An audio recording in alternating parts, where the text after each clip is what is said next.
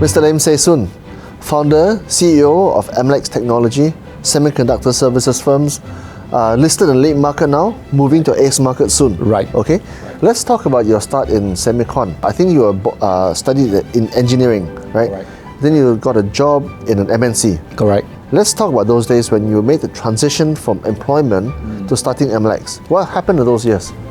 Okay, I was attached to a company which is part of the National Semiconductor Group. NS those days? NS, yeah, those days, MNC. I think they're very prominent in Penang. I was there for almost 12 years. As you know, it's as an engineer there, it's tough, with the work, long hours and things like that. And then, of course, we are serving in an industry where the expectation is very high. Over the years, and then, of course, I got this opportunity. Somebody, came to me and says, hey, why don't you come out and, start up your own company? It's easier said than done. And then we came out together with my brother. We started kind of like Amlex. Of course, we started from scratch. So throughout those years, it sounds easy, but we actually went through a lot of obstacles. Because the industry that we are in semicon, we make components for the semicon industry. Investment is pretty heavy. CapEx, CapEx is heavy, exactly. Equipment, even things like test equipment, it can go to hundreds of thousands of dollars, to buy, to purchase. So it was pretty tough. I wouldn't say that we are on a shoestring budget. Of course, we got loans here and there.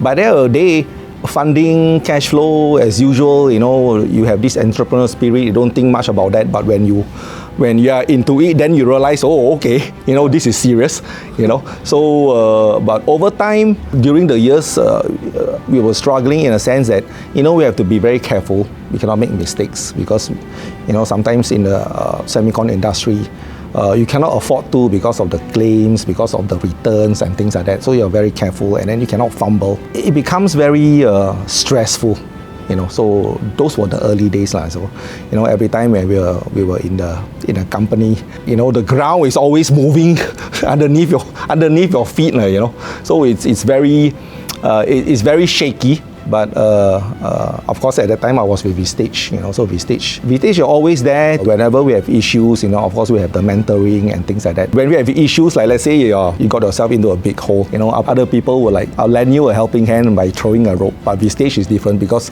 they're actually inside the hole together with you. Yeah, that's the big difference of Vistage. So I'm very thankful. So over the years, every time we got ourselves into the hole, we come out, we grow stronger. How did you come out of the hole? What kind of holes were they?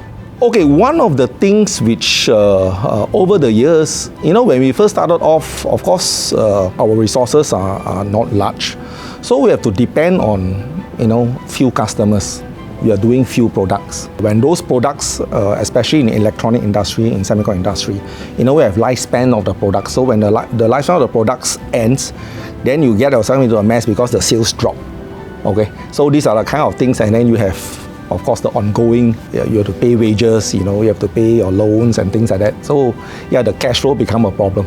But I think it is good in a sense that every time when we get ourselves a hole, and then we have all this lucky break, But again, I believe that I'm a golfer. I believe that you have to be good to be lucky here, So we have all these lucky breaks. You make your own luck, right? Exactly. So we managed to get out of, all these issues and all these crises. Talk about some of those examples. We have this one customer, and then we're depending on them like 80-90%, and then suddenly they say that, hey, guess what? We move this business to another guy, and then of course, in semiconductor industry, we have to go through all this qualification process, which is not easy. It takes time. So while waiting, then you have a problem. Of course, you don't have enough business. But somehow, over the time, through Vistage help and things like that, we managed to cut costs. We managed to lower down our expenses and things like that, so we can sustain. So the way that we have to run the company, we have to do it efficiently, while making sure that the company can survive, with the help of Vistage. Yeah, that's how we got through, crisis after crisis. Yeah, because if you started your business 20 years ago, right, that means you would have been through the, maybe you even touched the global financial crisis. Exactly. Did you? Yes, there was a 2008. Asian financial crisis, Not the Asian 87, then 97. Not the 97, because we started our company in 05. Okay, so you saw GFC, global financial crisis. Correct. Yeah. The one in like 09, 10, yeah, that was pretty massive. And then you also went through COVID. So you've been through two global disasters, right? Exactly. What about surviving those? How did you survive those two? So like I say, because every time is a financial situation, because we have to pay wages and things like that. So when we get through, of course, we are in an industry where, sometimes we have captive market from our customers also. So our customers are willing to help. So they're like, okay, instead of we pay you a 30 days payment, we'll give you in advance, so we can pull yourself through. That's one thing where that's how we survive. And of course, through looking at ways of how to reduce costs, making sure that our operation is more efficient, that also helps. Okay, that's the first part where we managed to get through the first stage of this global recession. But for the second one, okay, the COVID. In a sense, because we are in the electronic industry, we're a bit lucky because the demand exploded. Everyday life, people will think that, it's so much dependent on electronics, your handphone, the media, everything. So it was a good year for us, but it's bad for the world, but it's good for us in a sense. Yeah, I mean, that was a year when Amazon and Tesla and Apple, they just went through the roof, right? The share price. So it's been 17 years since you started the business, and you found yourself now on the Leap market. The Leap market is, of course, the junior exchange before ACE, and then ACE is main market, right? So you have told me before that being on to Leap is a break for you. All the time we want to position ourselves to, Amlex, we started from scratch. We're a very tiny company. Nobody see us. So when we got ourselves into Leap, at least the visibility is there. People start noticing us. Of course, the other plus point is, of course, we managed to raise some funds. So it helped us also on the cash flow. And then we were able to expand. We were able to buy better equipment. We are able to replace our the legacy machines with new machines, with, give us more efficiencies and things like that. The Leap market is good. It's a platform where we can, of course now it's been like, I think 3.5 years since we got ourselves into the Leap market. So now we are poised and getting ready to, to go to ACE market. Of course, that's the ultimate goal of everybody who's in the Leap market. Then, of course, from ACE is... From ACE and then hopefully transition to the main board, so that's what we want, But it's got a sweet spot now because semicon industry, okay, it's been very cyclical through the years, but it's very hot right now. And there's also a supply crunch, right? Right. What is the future? Where is the future of gadgets in your opinion? Because you're tooling up to supply, right? Or the equipment, right? Where is the future? Okay, like in today's world, because everybody is talking about going to automation, we have 5Gs, Industrial 4.0. Of course, the things that we do, we are utilizing the same thing in our factory today because we're embarking on Industrial 4.0. Making sure that, of course, when you talk about Industrial 4.0, it's just not merely talking about automation and things like that. It's the whole enterprise of your business. And everybody is looking into that. So if you look into that, then for us, which we are in the chip industry, semicon industry, our direction, our potential is definitely larger because everybody will be transition to doing things with automation and things like that. So you're going to need more of the electronic stuff. In Amlex, we are doing interconnect products, for IC. It's actually metallic connector to connect, the IC chip to, maybe PC board or... But it has to be precise. It's got to be precise, exactly.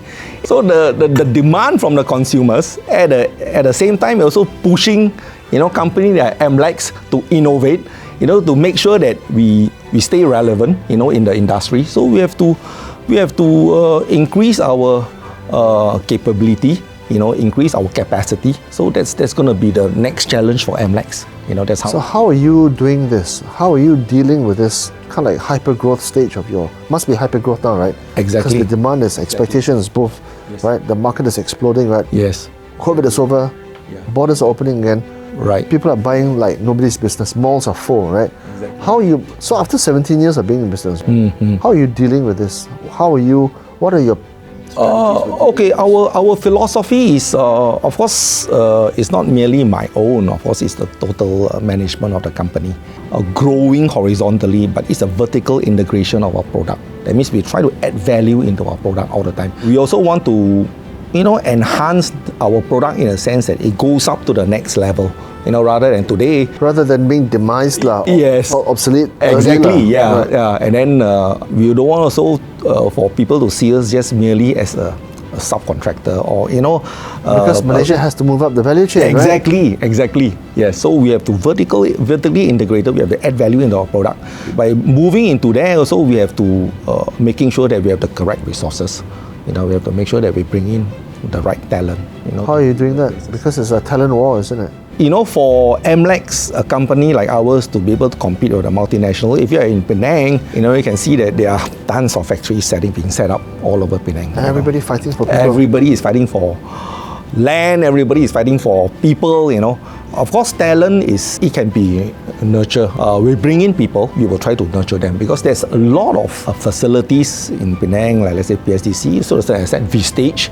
We can groom leaders. That's important. We have to groom people with the right mindset to be able to take on, the challenges that we're going to be facing because we are in the semiconductor electronic industries. What would you say is the one thing that keeps you or gives you the most stress? Keeps you up the most at night? Previously, the one that's keeping me awake at night is like receiving calls from customer like, hey, they have an issue, But of course, today I'm no longer in a position. Thank God, today our operations, the managers are very stable, So now there are things that keep me awake is like how to push myself to go even higher. This year I've achieved so much. So what is going to be the goal for next year? For the fact that Amlex is a listed company, of course I have investors, and I have shareholders. Is right. Yeah. The right. expectation is high, and then of course the people is Amlex also. The expectation is high. As the boss of the company, as I am the company, I've got to motivate the people, and at the same time I've got to motivate myself because they are pushing me. My people also at the same time they're pushing me. Seriously, every time I've got to be on my toes, to make sure that okay, this is what we can do, and making sure that people understand the direction. In Amlex, we monitor in such a way because everything is very data driven. Everything is based on numbers, so there's no guesswork. So with that, then it's easy to set goals, set targets. Like this month, this is how much we're going to do. Next month, this is what we're going to do. Okay, and then of course through market intelligence, we also know that okay, in the future, what is the expectation? Let's say from our industry. Okay, output terms is easy to quantify and easy to measure, right? But own self motivation, own self trying to fight away complacency, own self trying to, try and spend more time in the factory and less time on the golf course. But it's of course it's a balance. In real terms, right? Exactly. A lot of entrepreneurs have to find that motivation to keep on going, right? Exactly. How are you doing that? On my side, of course, the motivation is I set personal targets like for instance, today we're in the late market. I want to go into the Ace market. After that, I'm going to go into the. So you just have that. Yeah, you challenge yourself. So there's always this drive to excel. So and sometimes you can also do it, because even though you're, trying to tee off, but your brain is still like, saying that, oh, okay, don't forget, okay, your next challenge in the business world, What has it meant for you, this Vistage membership? It's been 18 years already, right? It's been 18 years, so.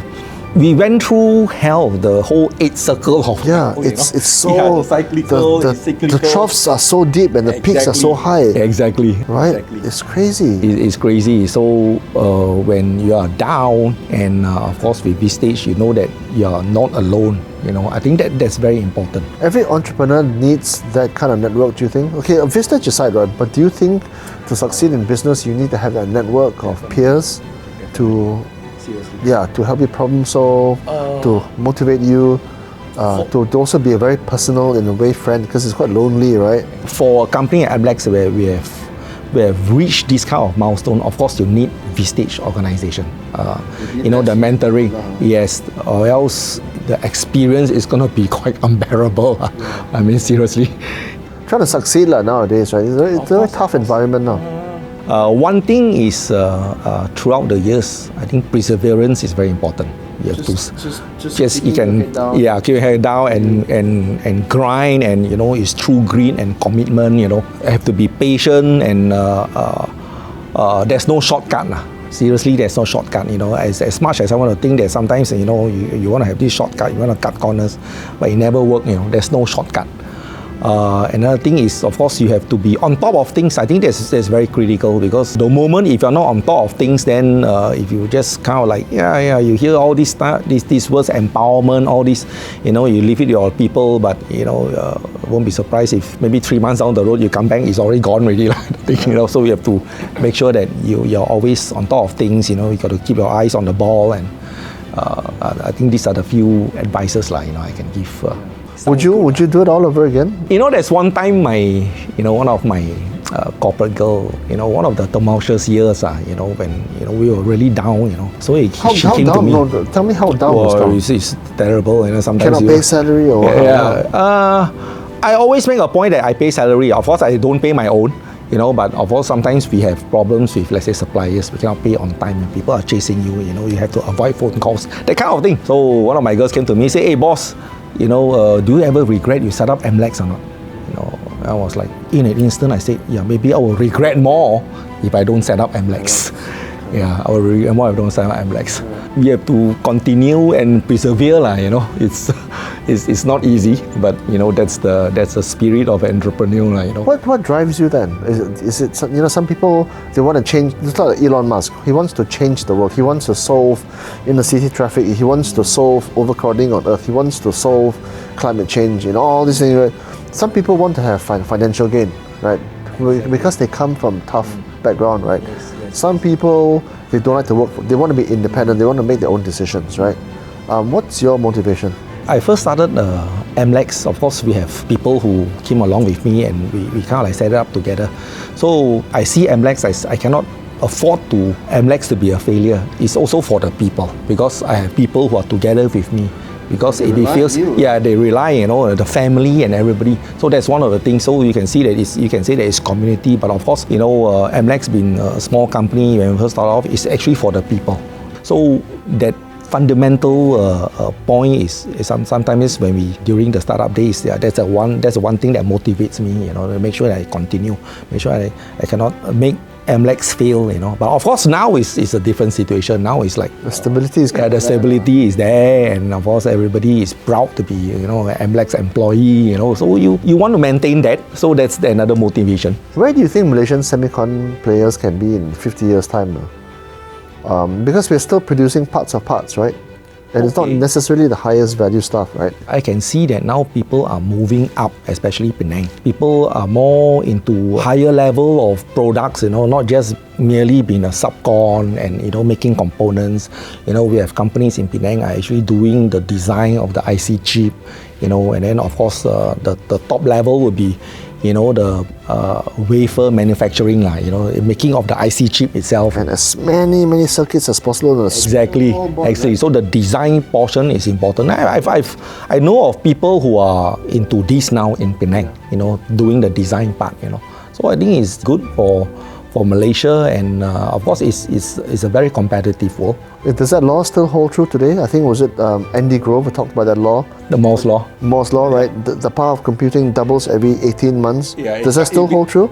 It's getting tougher and tougher now. Yeah, right? Yeah, it's getting tougher because if you do that, you say so much you can do. So it's getting tougher and tougher. So of course, at the same time, there are a lot of innovation, a lot of science research has been going to.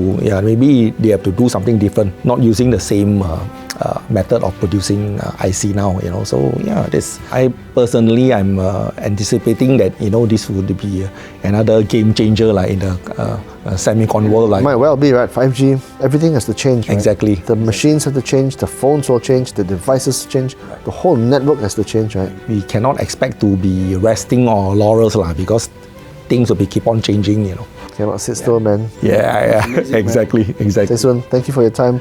Good luck with the listing, and good luck with the ACE, and then beyond that, main market, and then after that, the world. Thank you very much. Thank you for having me here. Thank you very much. Yeah. Thanks.